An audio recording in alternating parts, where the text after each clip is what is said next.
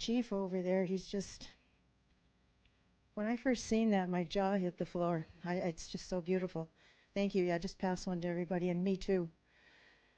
And then we have the infinity sign, which the first time I got to see it was the night I got here, and when it's lit up, it is gorgeous. Absolutely gorgeous. And if you look at the chief, you see he has a copper heart. We're copper women. That's our power. That's our strength, that copper.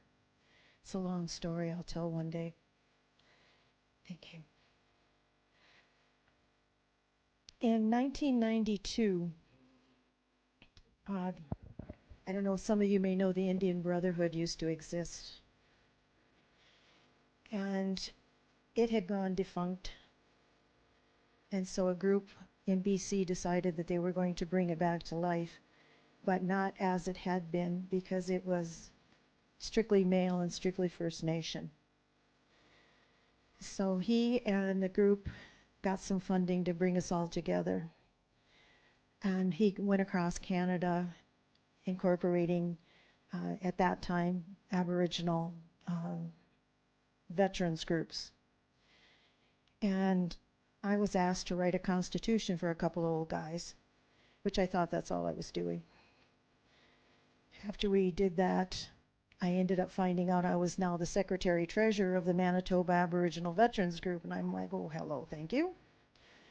And as we're finished signing those papers, he hands me another one that was an itinerary for a trip to Ottawa. I was working full time at that time, so I had to convince my boss to let me go to Ottawa. So off we go. Whole bloody room full of the most beautiful veteran faces you'd want to see from across Canada. First Nation, Métis, Inuit, on reserve, off reserve, traditional, Christian, you name it, they were there. There were 5 of us women, and I was unknown, which I really liked, I thought. So we're going through all this stuff, incorporating the new National Aboriginal Veterans Association. And then it came time, once all those papers were signed and done, and that is amen, to have an election for the original executive. You'll never see me wear pink ever again. I'm sitting there and somebody is, nominate this guy, this guy, this guy, and I'm like, yeah, this is cool, okay. The lady in the pink sweater over there, I'm looking for the lady in the pink sweater. I realized he was talking about me. I thought I was safe because nobody knew me. And I'm sure some of you will recognize this name, Sam Sinclair, from some place in Canada, Alberta, I think, wherever that is. He was nominated with me. And I said, Sam, no, not me. He says, shut up, you're going to go stand with me. And I'm like, oh, God. So I went. I voted for him, by the way, because I was not taking any chances. He won. And I'm like, oh, good. Went back, sat down. Next thing I know, I'm voted in as vice president of the National Aboriginal Veterans Association. Never wearing pink again. So as we went through these days, the one thing that kept coming up was how our communities were losing the knowledge, the history, what our people had done and why they had done it. And there was the talks of, like Renee said, run away from residential school, join the military. It was safer to die for a cause than to die for nothing, is what a lot of them said. And so on the last day, as the newly anointed vice president of the National Aboriginal Veterans Association, the guy said, your mandate for your next 2 years is we want a day for us. They wanted a day where they could be with their families, with their communities, whether it's on reserve, Métis Nation, country, rural, in the city, but they wanted to be with their own people. So we could do it our way. No disrespect to the Legion or anybody else, but we didn't want somebody telling us you can't wear that, you can't say that, you can't do that, you have to march this way, you have to march that way. No, we wanted it our way. We wanted that beautiful drum. You know, we wanted the fiddler. Thank you, thank you. We wanted to tell the stories. And so this is what they told me. All kinds of days were put out there. And they said, we want something close to Remembrance Day. I said, okay. So we settled on the 8th. Because if you look at that infinity sign and you stand it up, it's an 8. If you know the teachings about the 4 levels above for the Starman and 4 levels below for Mother Earth, where they meet on the surface to keep our nations and our world going, it's a 7. So the 8 was the day. And they said, you know what? The day is even better because we got time to get our blazers out, see if they still fit, you know, get them let out, polish up our boots and put the big rock in one shoe and the little rock in the other shoe so we remember how to march. Well, that's what they used to do to us. Little rock, big rock, little rock, big rock. Got to learn to, you know, somehow left, right. And that didn't work. Little rock, big rock. That sucker worked. So in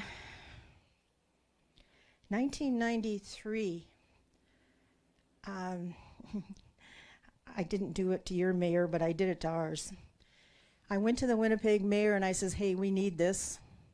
And she declared November 8th, Aboriginal Veterans Reconciliation and Remembrance Day.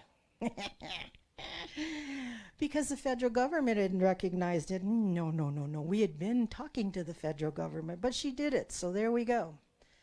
And Bill Shedd, you heard mentioned, he was the CEO for 181 Higgins, the Aboriginal Center, and we held the first Aboriginal Veterans Day there 30 years ago today, and he's my kind of co-partner in getting this day together.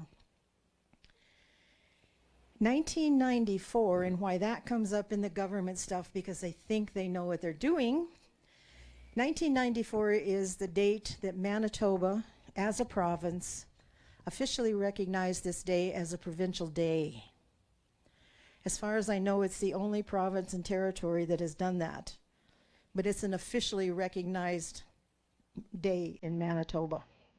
And next year will be the 30th anniversary of that, and we plan on having one heck of a party, and you're all invited to Riverton, Manitoba. Come on over. We have, those ladies make a turkey dinner like you wouldn't believe. Holy smokes.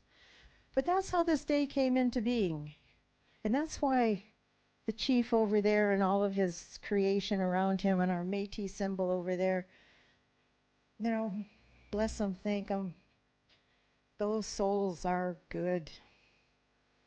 Now you each were given a little card that says, do you know a veteran? On the back of that card, it says again, do you know a veteran? The happy mom and dad, the grandpa or grandma with the warm hugs to give? Make no mistake, beneath those hugs lies a story locked safely behind their minds' closed doors. Things of pain and horror you need not know. Respect them. Think before you ask a veteran a question that may unlock that closed door. And that doesn't go just for Aboriginal veterans. That goes for any veteran. I know you like to hear the stories. Think before you ask, because sometimes telling you that story rips our heart out. You know, I can tell you stories that would make you laugh, and I can tell you stories that would make you throw up. But Chief, Infinity, First Nation, Métis, Inuit, Creator, Miigwech, Aho.